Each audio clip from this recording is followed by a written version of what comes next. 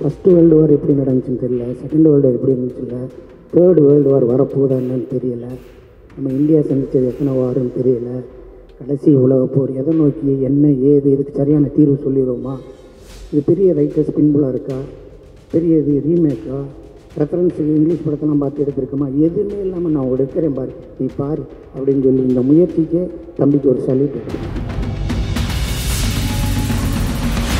அண்ணன் சிங்கம்புலி இயக்குனர் அவர்கள், நடிகர் அண்ணன் சிங்கம்புலி அவர்களை மேடை கலைக்கிறேன். அண்ணன் வாங்கினேன். இப்போ நடிகராக இயக்குனரானே தெரில, மகாராஜாவுக்கு அப்புறம் அண்ணன் என்ன சொல்லணுன்னே தெரில. ஸோ மகாராஜாவில் அண்ணன் நடித்த ரோல் எனக்கு ரொம்ப பிடிச்சிது.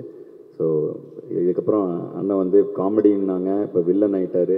ஸோ இந்த படத்தில் அதை டேரக்டர் எப்படி என்னால் டிஸ்கிரைப் பண்ண முடியும்னு தெரில. ஸோ ஒரு சூப்பரான ஒரு ரோல் பண்ணியிருக்காரு அண்ணன். ஒரு வார்த்தைகள்.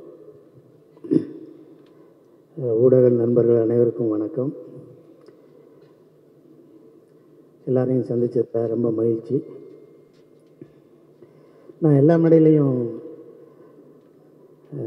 பயமில்லாமல் பேசிடுவேன், நகைச்சுவையாக பேசிடுவேன்.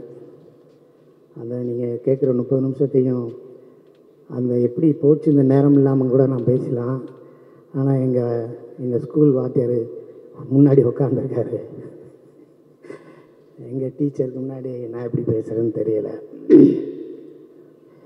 உங்களை எப்படி என் தம்பியை எப்படி சினிமாவுக்குள்ளே கொண்டு வந்து இவ்வளோ பெரிய உயரத்தில் அவர் இருக்காருன்னா அதுக்கு ஒரு பேசிக்கான ஒரு காரணம் எங்கள் டைரக்டர் சுந்தர் சி சார். அதே மாதிரி தான் என்னை 97 என்னை அசிஸ்டன்ட் டைரக்டராக யாருமே என்னை சீந்தலை, யாருமே என்னை சேர்த்துக்கலை.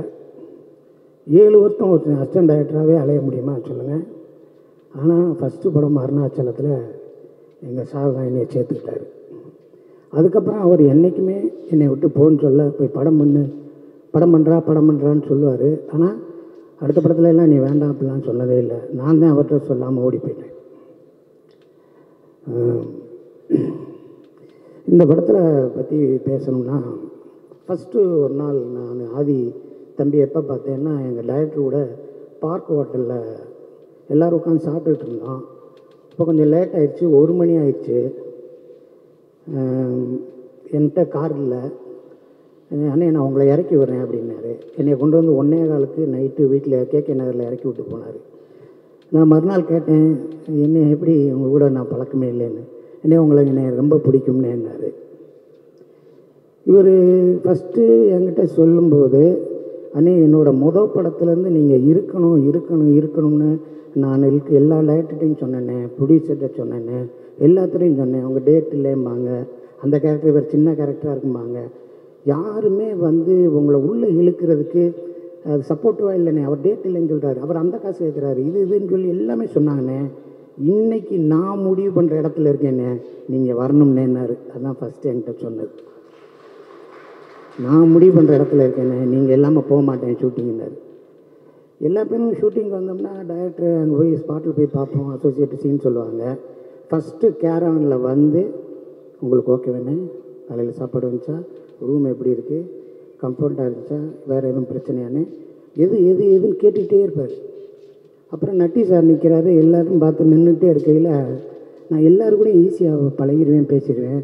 நட்டி சார் உங்களை பார்த்தா எனக்கு பயமாக இருக்குது, நான் ஏதாவது சொன்னால் கோச்சுக்கிறீங்களாம்பார். அவர் ஐயா, நான் சொன்னேன் எங்களை விட அந்த ஆள்கிட்ட நல்லவர், நாங்கள் தான் கிரிமினல், அவர் ரொம்ப நல்லவர், அவர்கிட்ட எது வேணாலும் சொல்லுங்கள் அப்படின்னு சொன்னேன். ஸோ ஒரு ஹீரோ ஓப்பனிங் சாங் முடித்தோடனே அப்பா அம்மா மீட்டிங்கு, அப்புறம் வில்லன் இன்ட்ரோடக்ஷனு, அவங்க கூட ஃபைட்டு, அப்புறம் ஹீரோவுக்கு ஒரு ஃப்ளாஷ்பேக்கு, அதுக்கப்புறம் அப்படி போய் இன்ட்ரோ பிளாக்கு, அதுக்கப்புறம் அவன் எங்கே போனேன் ஈஸியாக 10 நிமிஷத்தில் கதை பண்ணி படம் பண்ணுறதை விட்டு போட்டு கடைசி உலகப்போர் எவ்வளோ ரிஸ்க்கு பாருங்கள்.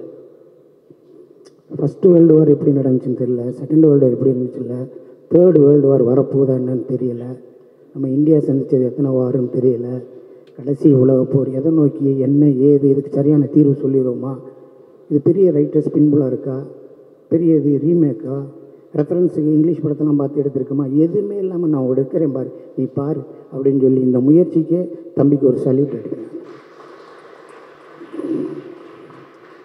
இது ஒரு என்னங்க நீங்கள் ஒரு காசை சம்பாரிச்சோமா, ஒரு இடம் வாங்கி போட்டோமா, ஒரு ஃபார்ம் ஹவுஸ் கட்டினோமா, அங்கே ஃபாரின் போனோமா, அங்கே போனோமா, இங்கே போனோமான்னு சுற்றாமல் நீங்கள் பாட்டுக்கு சம்பாரித்த காசெல்லாம் தூக்கி போட்டு சினிமா படம் எடுத்து டீமை வச்சு ஒரு ஆளை வச்சு கஞ்சி ஊற்றுறதே கஷ்டம். நீங்கள் உங்கள் ஒரே பயங்கரமான கூட்டமாக வச்சுக்கிட்டு அவ்வளோ பேர்த்தையும் அரவணைச்சு போகிறதுன்னு சும்மா சாதாரண காரியமா? அந்த ஒரு எண்ணம் உங்களை வாழ வைக்கும். கண்டிப்பாக அந்த சினிமா உங்களை விடவே விடாது. I love you sir, I love you sir. நான் ஃபஸ்ட்டு டே ஷூட்டிங் போனேன். கான்செப்டில் நடிங்கன்னாரு. ஒரு அரை மணி நேரம் உட்காந்து பேசுவோம்னேன்னாரு. அண்ணனுக்கு நாமத்தை போடுங்கன்னாரு. நான் சொன்னேன், இப்போ தான் அரண்மனை 4ல் சுந்தசி சார் கூட நான் நாமம் போட்டு போலீஸாக நடித்தேன்னே. அப்படியானே சென்டிமெண்ட் சூப்பராக இருக்கும், போடுங்க நாமத்தைன்றாரு. அப்புறமேலு அந்த படத்தை கடவுள் நம்பிக்கையுள்ள ஒரு போலீஸாக நடிக்கிறேன்னே. இதுலேயும் அதே தானே, அப்படியே வைங்கன்னாரு. அண்ணே அது சொன்னார்னா கரெக்டாக இருக்குண்ணே, இப்போ சாமாங்கண்ணே நல்லா இருக்கும்ண்ணே அப்படின்னாரு. உங்களுக்கு ரிசம்பிளன்ஸு அது வேணும்ண்ணே வாங்கண்ணே அப்படின்னு கூப்பிட்டு போனார். ஒரு டைலாக்கை சொல்லிவிட்டு இது ஓகேவா இல்லை, அது ரைட்னே அம்பார். படம் நடந்துக்கிட்டு இருக்குங்க உடுமலைப்பேட்டையில்.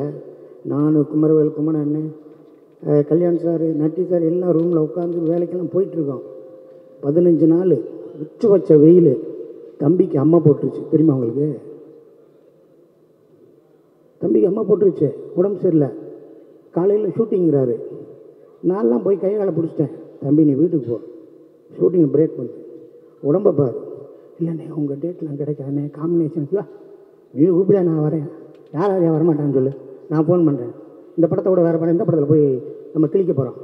நான் சொல்கிறேன் தம்பி உடம்பை பாரு, நீ இருந்தால் தானே எல்லாமே நடக்கும். நீ தானே கேப்டனு. சரின்னு சொன்னேன். அதுக்கப்புறம் மறுநாள் சரி கிளம்பி போகலாம்ட்டு ஊர்லேருந்து வந்தார். அதுக்கப்புறம் டைரக்டரை நான் பார்க்கும்போது டைரக்டருக்கே நான் தான் சொன்னேன் தம்பிக்கு உடம்பு சரியில்லை சார். என்னடா அது சொல்லவே இல்லையா அப்படின்னு சொன்னார். ஸோ இவ்வளவு அர்ப்பணிப்பு இருக்கிற ஒரு ஆள் கண்டிப்பாக சினிமாவில் இருக்க நம்ம அவரை கைவிடக்கூடாது. அவருக்கு மேக்சிமம் நம்ம என்னென்ன ஒத்துழைப்பு பண்ணணுமோ அந்த தம்பிக்கு பண்ணால் தான் அந்த தம்பி மற்றவங்களுக்கு பண்ண முடியும். இந்த தம்பி உங்களுடைய எஃபோர்ட்டு, உங்களோட திறமை எல்லாமே இந்த படத்தில் போட்டிருக்கீங்க. இதுதான் ஃபஸ்ட்டு. இது ஒன்றும் இல்லை, நம்ம டைரக்டரே வந்துட்டார், அவர் தொடங்கி வச்சுருக்காரு. அதுக்கப்புறம் வருஷத்துக்கு 2 படம் பண்ணுங்கள், நல்ல படமாக பண்ணுங்கள், நிறையா செலக்டிவாக பண்ணுங்கள். உங்களை நேசிக்கிறதுக்கு நிறையா பேர் இருக்கும். ஓகே, கடைசி உலக போர் வெற்றியை நோக்கி இருக்கும். எல்லோரும் சப்போர்ட் பண்ணுங்கள். ஊடக நண்பர்கள் அனைவரும் ஒரு இளையவருக்கு செய்கிற சப்போர்ட்டு தான் நம்ம சினிமாவுக்கு, தமிழ் சினிமாவுக்கு செய்ய போகிற மிகப்பெரிய சப்போர்ட். அனைவருக்கும் வாழ்த்துக்கள். எங்கள் டைரக்டருக்கும் வாழ்த்துக்கள் சொல்லி முடிச்சுக்கிறேன் சார். நன்றி சார்.